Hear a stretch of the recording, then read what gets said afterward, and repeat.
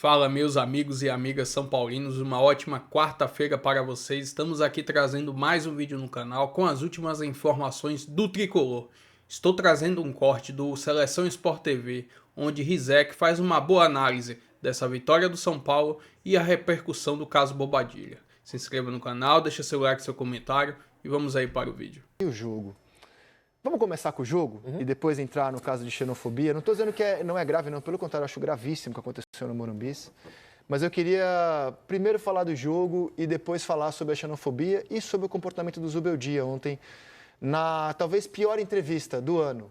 Na pior entrevista aliás, do ano. É o zero e vezeiro nesse comportamento, né? Não nisso especificamente, mas muito agressivo no comportamento, tá? Na pior entrevista... Acho que passou da hora de uma intervenção do clube. Ele representa o São Paulo ali, que é um clube gigantesco e que Exato. tem uma história muito linda por trás ali. Chocante a entrevista dele ontem, chocante. E vou estender também, porque ele é o embaixador do São Paulo, ao comportamento do São Paulo diante do caso, mas já já a gente chega lá. O Duas Caras não é por isso não, tá, gente? O Duas Caras a gente vem utilizando, porque para o São Paulo do Zubeldia, podia estar um jogador, mas a gente escolheu o Zubeldia. É porque o São Paulo, que na Libertadores ou nas Copas, está tudo em dia, competitivo, ganhando, e mostra uma preguiça. A minha impressão é que o São Paulo praticamente desconvida o torcedor a assistir jogos de brasileiro. Ele está dizendo assim, gente, no brasileiro nem vai, cara. É um ato protocolado. É a preguiça, São Paulo, empate com o brasileiro. Sport em casa, empate com o Cruzeiro em casa, derrota para o Mirassol. É quase assim, ó. Meu, tem que jogar temos que jogar esse brasileiro mesmo? Tem que jogar? Tem que jogar. Lembra o começo dos anos 2000, quando a Libertadores terminava na metade do ano? E o São Paulo ganhamos a Libertadores em 2005. E aí o brasileiro era só melhorar alguma coisa para jogar o Mundial de Clubes. Só que agora é diferente, não tem mais isso. O São Paulo... Mas antes, pelo menos, era jogar o Mundial de Clubes. Você jogava como campeão da América. Mas hoje passam a impressão que é aquilo que eu falei agora há pouco. Muitos clubes estão usando o Brasileirão como o segundo plano. Porque dá tempo de buscar muita vaga na Libertadores, não tenho elenco para ser campeão, vou brigar por uma vaga na Libertadores. Agora, nas Copas, o São Paulo tem um histórico de Copa de Libertadores, das noites de quarta-feira, e vive um bom momento na Libertadores. Mas, Grafo, meu ponto é o seguinte. Mas eu acho que o São Paulo não tem discrepância. elenco para jogar Libertadores, Brasileiro, Copa do Brasil. Não tem. Não tem. São Paulo tem que fazer escolhas, está tudo certo ele escolher a Libertadores e a Copa do Brasil. Eu acho que não tem alternativa o São Paulo, inclusive. O elenco do São Paulo é numericamente bem limitado. E acho que ele faz um trabalho muito bom, inclusive. Tecnicamente falando, nas Copas, está tudo em dia com o São Paulo, e não vejo muita alternativa que não sobreviver no brasileiro. Mas estou falando de postura mesmo.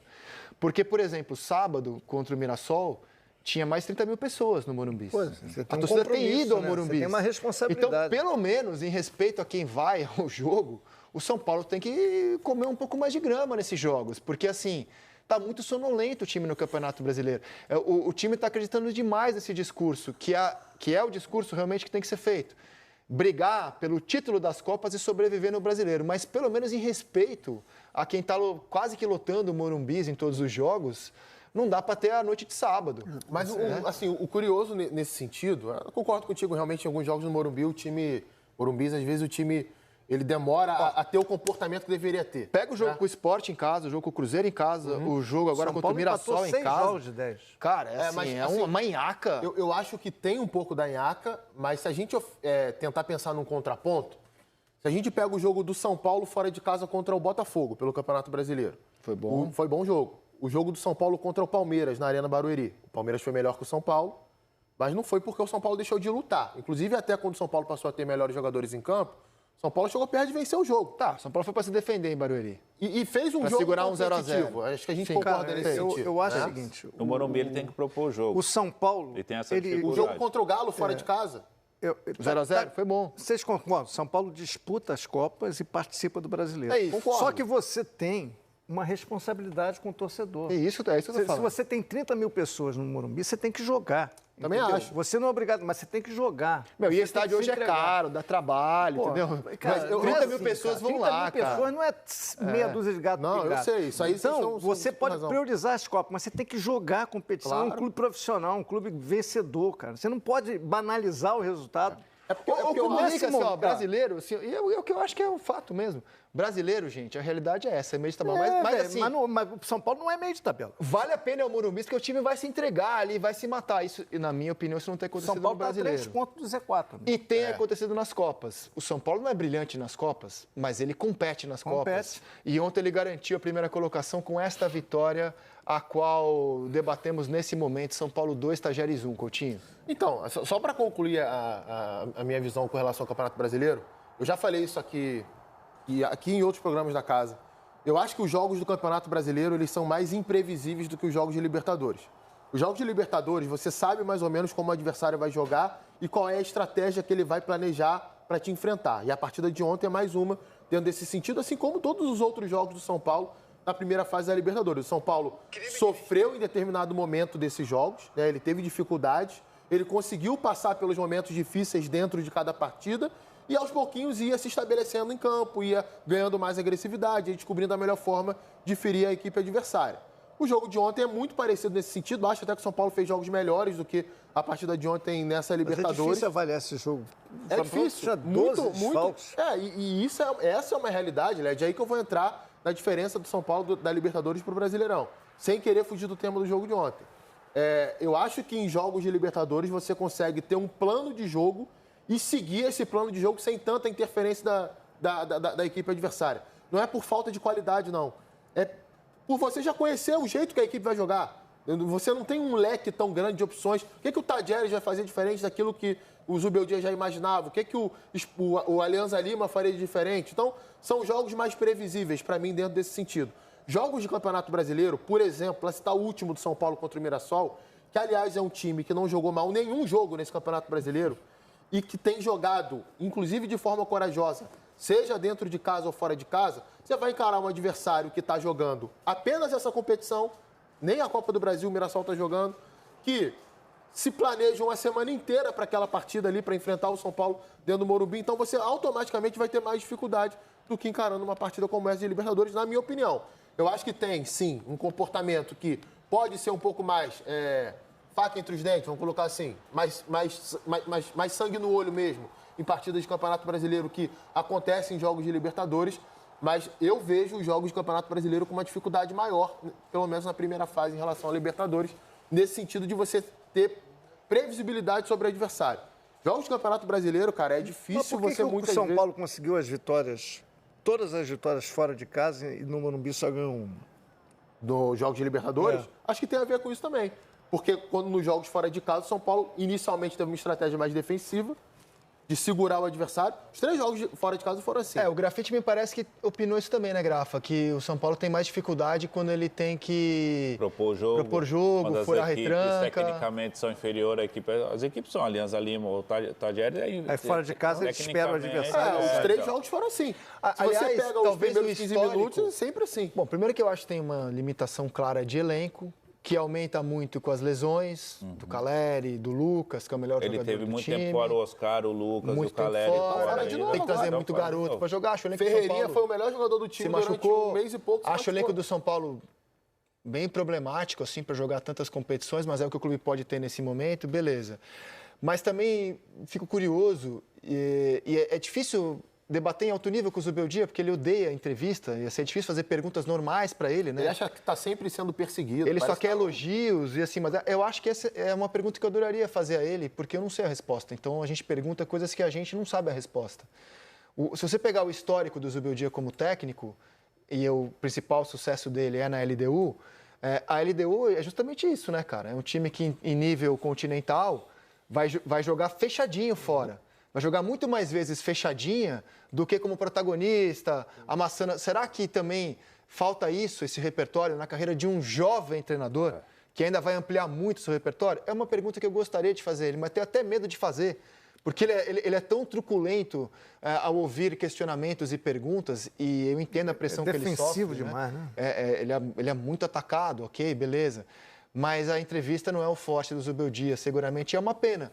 Porque eu acho o trabalho dele tão bom, eu gosto do trabalho dele. Eu acho ele um treinador tão bom São Paulo tá invicto que eu queria poder ter a chance de ouvir o Zubeldia falar mais sobre futebol. Porque eu acho ele bom técnico, cara. Eu acho que o São Paulo tem um bom técnico. Eu concordo. E eu, infelizmente, não consigo ouvir as opiniões dele sobre futebol porque as entrevistas são muito tumultuadas. E ele está sempre tão acuado que raramente ele fala de bola mesmo. Ele está sempre preparado para se defender, dar uma patada, etc. Mas é inegável que o desempenho do São Paulo em Copas está tudo em dia. 8 jogos, 6 vitórias, 2 empates. 83% de aproveitamento, 14 gols marcados, 6 sofridos. E quando você vai para o Brasileiro... o São Paulo está sofrendo, né? Só 2 vitórias em 10 jogos. E na Libertadores, o São Paulo está invicto há 15 jogos. Porque ano passado o São Paulo foi eliminado nos pênaltis pelo Botafogo. E com ele, cara. Ele não perde.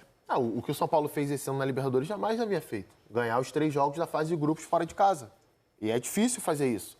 E até dentro daquilo que eu estava falando, os 3 jogos são muito parecidos. Você pega Libertad, Alianza Lima e Tajeres, os 3 começaram pressionando o São Paulo, tiveram lá uma ou outra oportunidade, o São Paulo conseguiu neutralizar, aos pouquinhos vai saindo, vai se instalando, vai chegando no campo de ataque, tem mais qualidade técnica, descobre uma outra jogada de velocidade ali, abre o placar e administra. Os 3 jogos, em momentos diferentes ao longo da campanha, né? Sei lá, você pega ali a pressão que o Tajeres fez contra o São Paulo na estreia, durou mais tempo do que a pressão que o Alianza Lima fez. Mas são jogos com histórias muito parecidas. E essa condição você não tem no Campeonato Brasileiro. Por exemplo, o Mirassol vai jogar com o São Paulo no Morumbi e não ficou fechadinho na defesa esperando o São Paulo, não. Vai para cima do São Paulo jogar também, vai querer ter a bola, vai subir marcação. E é uma coisa que o São Paulo tem dificuldade desde o ano passado. São Paulo, quando enfrenta uma equipe que sobe marcação e marca a saída de bola, não consegue apresentar repertório. Vai muito nisso de encontro que o Rizek falou. Como é que o time da LDU jogava preferencialmente campeão da Libertadores? Fora de casa jogava fechadinho, dentro de casa era muita bola direta. Guerreiro era o centroavante do time, segurava a bola, dava no Alvarado, que era o meio que chegava de trás. O Guerreiro... Guerreiro, recentemente agora, da eu sei que você está falando da Libertadores de 2008. Não, eu falei Libertadores? Sul-Americano. Porque eu acho que a história... Quando ganhou o Fortaleza na final. A história de um treinador, de qualquer profissional, ela é construída com a soma das nossas experiências, né? O Zubeldia é um cara muito jovem ainda. Né? E acho ele, assim, cara, um futuro muito promissor. Ele era um jogador que parou de jogar por lesão. Claro. Muito cedo. Certamente ele vai ampliar o repertório dele, vai ser cada vez melhor, como todo mundo é na vida, né? A soma das experiências é o que fazem... Gostou disso? É o que faz a gente ser o que somos. Gostou disso, Led? Essa frase bonito, original. Tocante, né? E não quer dizer que o que ele fez na LDU, ele não tenha repertório para fazer mais. Claro. Era apenas o que ele tinha de material humano, a melhor forma de aproveitar era daquele jeito ali. Vamos esquecer por um minutinho que trata-se de um jogador venezuelano. Vamos esquecer onde ele nasceu, se é na Venezuela, se é em Marte, se é na China, em Cuba, nos Estados Unidos, no Japão. Vamos esquecer um minutinho. Vamos pensar como a gente trata acusações de preconceito nesse programa, em quase todos aqui no Brasil. Então, quando um jogador como o Luigi, do Sub-20 do Palmeiras, está enfrentando o Cerro Porteño numa semifinal de Libertadores Sub-20 e chora, vai às lágrimas, porque foi chamado de macaco. A gente não tinha o áudio do atleta paraguaio chamando ele de macaco, mas a gente respeitou a versão de quem se disse agredido. Guardando as ressalvas, evidentemente, mas a gente deu voz a quem foi agredido. Quando o Vinícius Júnior sofre o que ele sofre na Espanha, até não é um bom exemplo, porque lá as imagens são muito claras, né, de torcedores em massa xingando ele. Mas a gente sempre dá voz à vítima, trata com respeito, se solidariza com o sentimento dela. Vou rodar essas imagens para vocês porque aconteceu no Morumbi contra um adversário de time brasileiro no nosso país. O jogador Navarro, venezuelano, alega que o Bobadilla, jogador paraguaio do São Paulo, se dirigiu a ele como morto de fome, né? O que é um preconceito, né? É um preconceito com a origem do jogador adversário. E a partida ficou parada por uns 10 minutos, né? Aproximadamente, se a memória não me falha, foram uns 10 minutos. Então, assim, todo mundo que estava no Morumbi, ele vai às lágrimas, alguma coisa aconteceu, né? Ninguém fingiria isso, né? Alguma coisa aconteceu. Ele vai às lágrimas, o juiz interrompe, o Zubeldia tentou ofender a minha inteligência, dizendo que ele não viu isso daí. Não, eu não vi, não sei o que aconteceu, não é possível que alguém que estava trabalhando no jogo não tenha visto, né? E isso aconteceu no Morumbi, desse jeitinho aí. Agora a gente vai dar voz, como a gente sempre faz aqui, aos jogadores brasileiros que sofrem isso, aos treinadores de times de atletas que sofrem isso. A gente vai ouvir agora o Navarro e o treinador do Tajeres sobre o que eles alegam ter acontecido ontem no Morumbi. Nada, yo realmente es lamentable hablar de este tipo de cosas, pero yo cuando nos hacen el 2-1, yo le digo al árbitro como que apure rápido porque creo que, no sé, no me acuerdo el nombre, el que hizo el segundo gol, Luciano creo que fue, le estaba dando prácticamente la vuelta al campo y yo le decía al árbitro como que lo apure porque necesitamos jugar. Y de la nada Bobadilla viene y me dice como que no, que ustedes siempre hacen tiempo. Yo le digo, ¿qué tiempo? Si van ganando. Y ahí me dice venezolano muerto de hambre. ¿Qué hizo la denuncia? ¿Qué pasó después de eso? Sí, hice la denuncia. Sí, yo quise salir, pero bueno, lamentablemente no teníamos más sustituciones y por el trabajo que hace mi compañero no quise salir al campo, dejarlo con un jugador menos. Y bueno, terminé el partido, literalmente mi cabeza no estaba ahí en ese momento, pero bueno, ya está. Que se haga justicia, que esto no puede seguir pasando, porque me acuerdo el año pasado que vinimos acá, a 2 jugadores nuestros los metieron allá con la policía y se vuelve todo un escándalo cuando a equipos brasileños le dicen ese tipo de insultos. Y ahora que no, bueno, me tocó a mí, primera vez en mi vida que me pasa esto y es lamentable, la verdad, es lamentable hablar de esto porque uno después del partido lo que tiene que hablar es cosas del partido, no tiene que hablar cosas de racismo. No sé, yo realmente no hablé mucho con el árbitro lo que me decía como que no había escuchado lo que Bobadilla había dicho porque creo que estaba un poco lejos, pero es lamentable esto, la verdad. Puso de mi lado incluso los jugadores de Sao Paulo, el central, no recuerdo el nombre, el ecuatoriano, Arboleda se puso de mi lado, todo realmente porque sabían lo que había dicho Bobadilla, pero bueno. Se hace muchísima énfasis en esta competición acerca de concientizar sobre la discriminación y nosotros hemos tenido un jugador que ha sido discriminado el día de hoy. A Miguel Navarro le han hecho comentarios ofensivos sobre su procedencia y es algo que consideramos que no puede pasar ni por alto ni desapercibido. Nuestro jugador, estamos con él, está muy acongojado en el vestuario, hasta amenazó con salir del campo dejando el equipo con un hombre menos. No he visto partidos siendo suspendidos, excepto rara ocasión.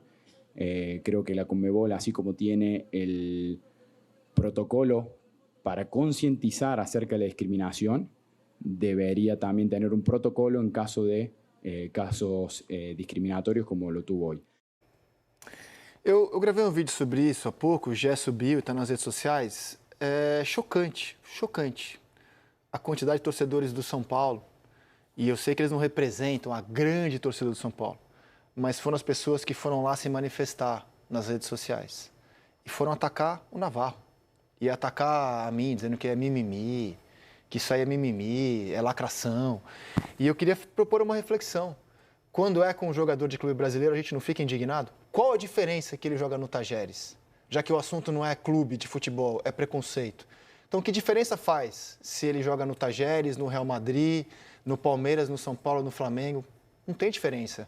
Então, se a gente fica tão indignado quando acontece com um jogador do nosso clube, é nossa obrigação moral ter exatamente a mesma postura quando é com um jogador adversário, que vem jogar aqui. Crime não tem nacionalidade. Exato, e crime não tem camisa. É isso. Então, assim, vou dizer que vocês que estão defendendo nesse momento e atacando os mensageiros, vocês são hipócritas. Porque quando é com um jogador do Brasil, vocês dão razão ao continente e falam assim, pô, mas os brasileiros, quando é com eles se doem. Quando é com os outros, eles se fazem de mortos, fingem que não aconteceu, dizem que é mimimi. Sei que esses torcedores que hoje se manifestam nas redes sociais não representam a instituição e nem a grande maioria do torcedor de São Paulo. Mas fiquem atentos às coisas que vocês escrevem por aí, porque vocês correm o risco de manchar a imagem do clube de vocês quando esse assunto vem à tona. Vou trazer aqui uma análise do GE.com dessa vitória do São Paulo contra o Tajeres na Libertadores. O São Paulo faz o mais difícil na Libertadores e precisa recuperar jogadores para poder ir longe na competição. O São Paulo nesta Libertadores fez algo que nunca havia feito, venceu os 3 jogos fora de casa na fase de grupos e terminou invicto.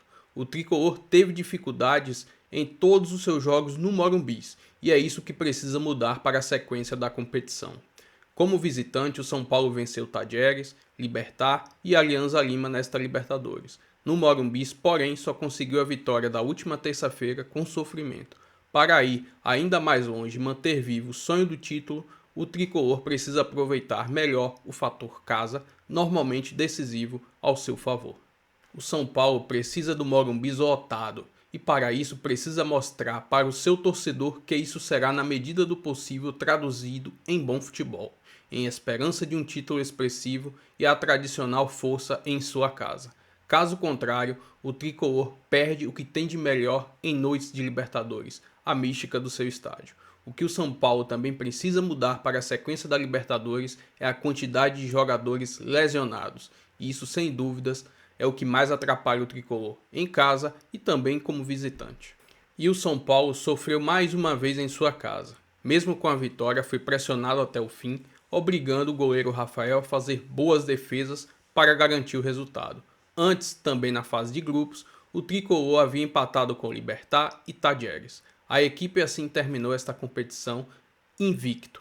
Mesmo com tantos problemas, o São Paulo conseguiu fazer o mais difícil até aqui nesta Libertadores. Mostrou sua força fora de casa, longe do torcedor, mas precisa resolvê-los para que o sonho de Zubeldia de vencer a competição continental continue vivo. Enfim, esse é uma análise aí do GE. Se inscreva no canal, deixa seu like, seu comentário e até o próximo vídeo. Valeu!